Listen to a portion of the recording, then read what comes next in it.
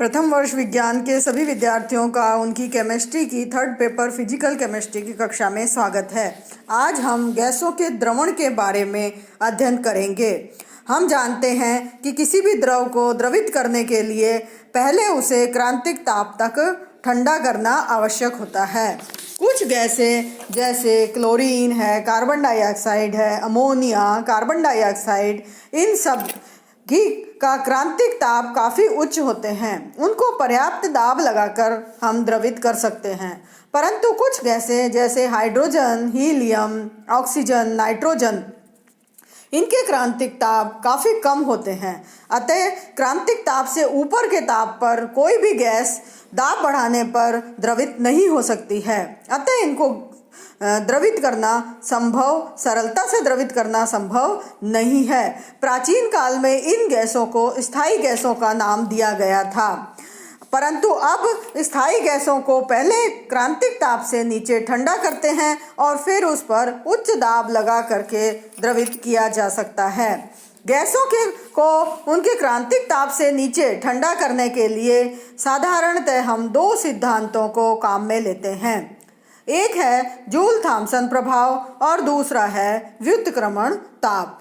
Joule Thompson प्रभाव ज़्यादा विस्तृत रूप से आप द्वितीय वर्ष की कक्षा में पढ़ेंगे, परंतु आपको द्रवण के हिसाब से थोड़ा सा बता देते हैं। जेम्स जूल तथा थॉम्सन ने बताया था कि किसी भी गैस को उच्च दाब से निम्न दाब की तरफ यदि छोटे से छिद्र में यानी सरंध्र डाट में से होकर के गुजारा जाता है तो गैस को प्रसारित किया जाता है। जब गैस प्रसारित होती है तो उसके ताप में कमी आती है और परिणाम स्वरूप गतिज ऊर्जा से के विपरीत अणुओं को कार्य करना पड़ता है और उसके ताप में कमी आती है और शीतलन का प्रभाव या कूलिंग इफेक्ट दिखाई देता है। इससे ये पता चलता है कि गैसों के अणुओं में मध्य आकर्षण बल होता है और जब गैस प्रसारित होती है तो उसके अणु एक दूसरे से दूर दूर चले जाते हैं और उन्हें अपने आकर्षण बलों के विरुद्ध कार्य करना पड़ता है। इससे गैस की गतिज ऊर्जा कम हो जाती है और गतिज ऊर्जा कम होती है अर्थात उसके गतिज ऊर्जा ताप के समानुपाती होती है और इसी कारण से ताप में कमी हो जाती है। दूसरा जो पॉइंट इससे संबंधित है वो है व्युत्क्रमण दाब या इन्वर्जन टेम्परेचर। प्रयोगों के द्वारा ये पाया गया है कि कुछ गैसें सामान्य ताप पर प्रसारण में ठंडी होने की बजाय गर्म हो जाती हैं, जैसे हाइड्रोजन और हीलियम, परंतु बहुत निम्न ताप पर ये जूल थॉम्सन प्रभाव दिखाई देती हैं। अर्थात जब प्रत्येक गैस को एक निश्चित ताप से कम ताप पर प्रसारित किया जाता है तभी वह शीतलता प्रदर्शित करती है और इस ताप को हम व्युत्क्रमण ताप कहते हैं। अर्थात व्युत्क्रमण ताप वह है जिससे नीचे यदि गैस को प्रसारित किया जाए तो वो कूलिंग इफेक्ट शो करेगी। ये व्युत्क्रमण ताप वान डर वाल स्थिरांक ए और बी पर निर्भर करता है, यानी Ti और inversion temperature depends upon the one डर वाल कांस्टेंट ए एंड बी। इसके लिए फॉर्मूला है Ti is equal to 2A upon RB, जो कि आपको स्क्रीन पर लिखा हुआ दिखाई दे रहा है। Ti यहाँ पर इन्वर्जन टेम्परेचर है। Below Ti cooling, it means minus JT effect, and above Ti heating means plus JT effect। तो जब हीटिंग होगी तो प्लस JT इफेक्ट होगा और माइनस कूलिंग होगी तो माइनस JT इफेक्ट होगा। कूलिंग पर ये ऋणात्मक होता है। गैसों के द्रवण के लिए बहुत सारी विधियां काम में ली जाती हैं। कुछ का इन्वर्जन टेम्परेचर काफ़ी कम होता है और कुछ गैसेस का इन्वर्जन टेम्परेचर ज़्यादा होता है। व्युत्क्रमण ताप हाइड्रोजन और हीलियम के लिए -80 डिग्री और हीलियम के लिए -240 डिग्री सेंटीग्रेड होता है। व्युत्क्रम ताप से नीचे के तापों पर ही गैसों को प्रसारित करके जूल थॉम्सन प्रभाव से ठंडा किया जाता है और लिक्विड में या द्रव अवस्था में परिवर्तित किया जाता है। गैसों के द्रवण के लिए कई विधियां ज्ञात हैं। इनमें से सबसे पहली और ऐतिहासिक महत्व की विधि है फैराडे की विधि। फैराडे की विधि में गैसों के द्रवण के लिए सबसे पहले फैराडे नामक वैज्ञानिक के द्वारा sulphur dioxide, carbon dioxide, chlorine और H2S आदि अनेक गैसों को द्रवित करने के लिए यूज़ की गई थी और इसमें उन्होंने सफलता प्राप्त की थी। इसके लिए एक यू आकार की ट्यूब को लिया जाता है। इस यू आकार की ट्यूब में एक तरफ रिएक्टेंट या क्रियाकारक लिया जाता है, नीचे बर्नर लगा दिया जाता है और इसको गर्म किया जाता है। दूसरी तरफ हमें द्रवित गैस प्राप्त होती है जिसको इकट्ठा किया जाता है और द्रवित गैस को द्रव अवस्था में गैस को प्राप्त करने के लिए दूसरी तरफ हमें दूसरा सिरा यू ट्यूब का हमें हिम मिश्रण के अंदर रखना पड़ता है। तो हिम मिश्रण मुख्य रूप से बर्फ और सोडियम क्लोराइड या बर्फ और पोटेशियम आयोडाइड और बर्फ और कैल्शियम क्लोराइड या सोडियम नाइट्रेट से बनाया जाता है।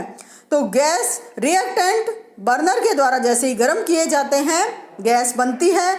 बनने के बाद वो फ्यूज़न मिक्सचर में या फ्रीजिंग मिक्सचर के अंदर चली जाती है और फ्रीजिंग मिक्सचर के अंदर जो यू ट्यूब का सिरा है वहाँ पर गैस द्रव अवस्था में परिवर्तित हो जाती है।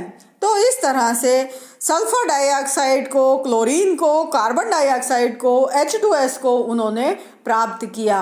अर्थात उस समय सीमित संसाधन थे और उस समय इन गैसों को सरलता से द्रवित किया गया क्योंकि ये गैसें ऐसी गैसें हैं जो कि सरलता से द्रवित की जा सकती हैं और इस विधि का प्रयोग बहुत ही सीमित है। क्योंकि हिम मिश्रण में बहुत निम्न ताप प्राप्त नहीं किया जा सकता। दूसरी विधि गैसों के द्रवण की दूसरी विधि है लिंडे की विधि।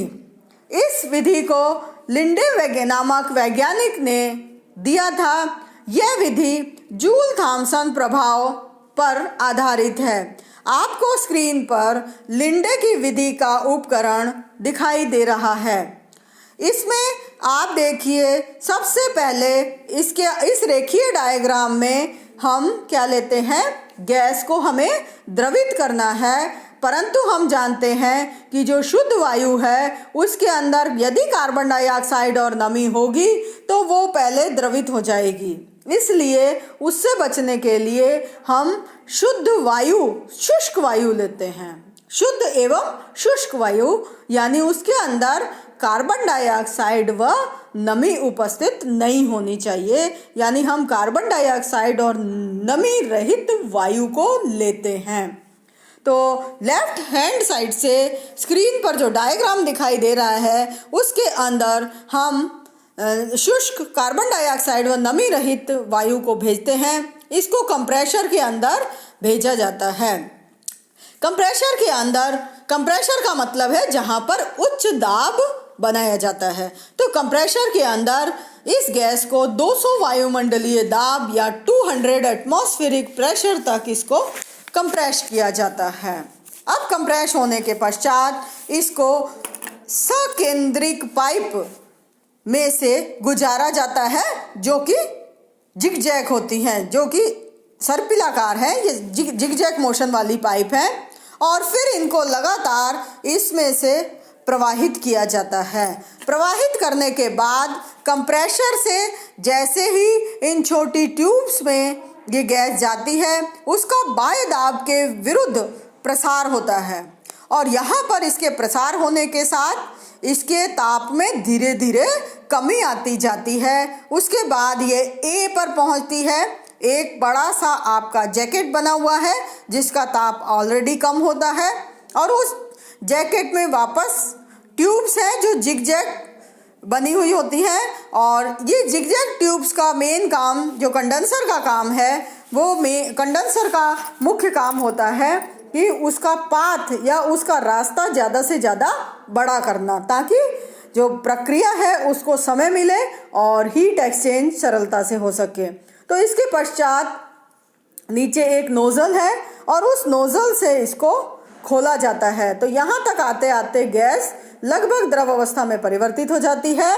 जो गैस द्रव अवस्था में परिवर्तित होती है वो नोजल से खोलने पर नीचे द्रव गैस के रूप में एकत्रित हो जाती है और बची हुई गैस वापस ट्यूब से होती हुई, जो जैकेट है उसके लेफ्ट हैंड साइड में ट्यूब है, उसमें से होती हुई, आपको एरो डिजाइन से दिखाई दे रहा होगा, और ये गैस वापस होती हुई कंप्रेसर की तरफ चली जाती है और उसे वापस कहाँ पर भेजा जाता है?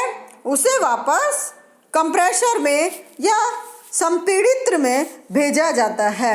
और इस तरह की प्रक्रिया को तब तक दोहराया जाता है, यानी 8 बार, 10 बार, 15 बार, 20 बार, और इस तरह से इस प्रक्रिया को लगातार तब तक दोहराया जाता है जबकि सारी जो गैस है वो द्रव अवस्था में परिवर्तित हो जाए। इसके अंदर अगली विधि है क्लॉड की विधि।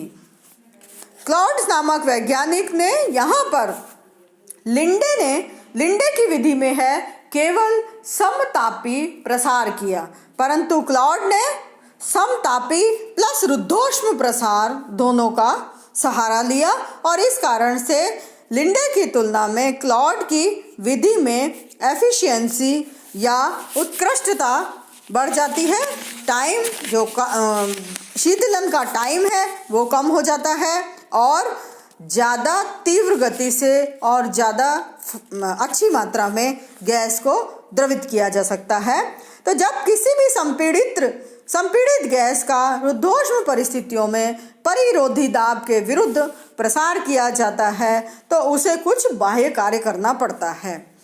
क्योंकि रुद्धोष्म अवस्थाओं में ऊष्मा का विनिमय संभव नहीं होता है, अतः बाह्य कार्य गैस अणुओं की आंतरिक ऊर्जा के व्यय पर होता है और इस कारण से आंतरिक ऊर्जा में कमी आ जाती है और गैस का शीतलन हो जाता है। इस शीतलन की तकनीक का प्रयोग जूल थॉम्सन प्रभाव के साथ क्लाउड विधि में वायु का द्रवण करने के लिए किया गया। इसके लिए डायग्राम आपको स्क्रीन पर दिखाई दे रहा है। इस डायग्राम में वही सबसे पहले शुष्क वायु यानी कार्बन डाइऑक्साइड और नमी रहित वायु को 200 वायुमंडलीय दाब पर कंप्रेस करके और कंप्रेसर में भेजा जाता है। अब इस पाइप के दोनों सिरों पर, मतलब जो कंप्रेसर है उसमें 2 पाइप लगे हुए हैं और दोनों सिरों पर 2 भागों में ये बटा हुआ है। पहले भाग से सीधा ये जाता है और ये ट्यूब बाहर वापस निकलती है जब कंप्रेसर से, तो 2 भागों में बट जाती है। 2 भागों में बटने के बाद वायु का कुछ भाग सिलेंडर में चला जाता है या पिस्टन में चला जाता है, जिसमें एक वायुरोधी पिस्टन लगा हुआ है। सिलेंडर में पिस्टन लगा हुआ है। यहाँ पर गैस का रुद्धोष्म या एडियाबैटिक एक्सपेंशन होता है और वह गैस पिस्टन को बाहर की तरफ धकेलती है। गैस को बाह्य दाब के विरुद्ध कार्य करना पड़ता है और उसकी आंतरिक ऊर्जा में व्यय होता है, अतः वायु का ताप कम हो जाता है। यह ठंडी वायु नीचे से कोष्ठ O में प्रवेश करती है। अब दूसरा प्रक्रम, जो दूसरी पाइप है, वो पाइप जूल थॉम्सन प्रभाव के तरह से ही समतापीय प्रसार करते हैं और फिर उसको नोजल से प्रसारित किया जाता है। तो अंत में हमें दोनों तरीकों से जो जैकेट है उसके अंदर द्रव गैस प्राप्त हो जाती है और जो गैस उस समय ठंडी नहीं हो पाती है, क्योंकि इतना सरल प्रक्रम नहीं है कि एक ही बार में पूरी गैस का द्रवीकरण किया जा सके, तो इसलिए कुछ गैस उसमें बच जाती है और बची हुई गैस वापस कंप्रेसर में भेजी जाती है और कंप्रेसर में जाने के बाद वो वापस उसी प्रक्रम से दोहराई जाती है और इसको 8-10 बार दोहराने के बाद जो गैस है वो द्रव अवस्था में परिवर्तित हो जाती है। तो इस तरह से क्लाउड की विधि के द्वारा गैसों का द्रवीकरण या लिक्विफिकेशन किया जाता है। तो ये दोनों विधियाँ काफ़ी महत्व की हैं और पिछली कक्षाओं में आप लोगों ने पढ़ा होगा कि इन्हीं गैसों के द्वारा आपने गैसों को द्रवित किया हुआ है। तो ये डायग्राम आप देख लीजिएगा ध्यान से, और गैसों को द्रवित करने की ये दोनों विधियाँ आपको मैंने 3 विधियाँ आपको बता दी, एक फैराडे की विधि, एक लिंडे की विधि और एक क्लाउड की विधि। अब अगली विधि गैसों के द्रवीकरण की है अनुचुंबकीय पदार्थों के रुद्धोष्म विचुंबकन के द्वारा द्रवीकरण, जो कि आपको अगले वीडियो में बताया जाएगा। धन्यवाद।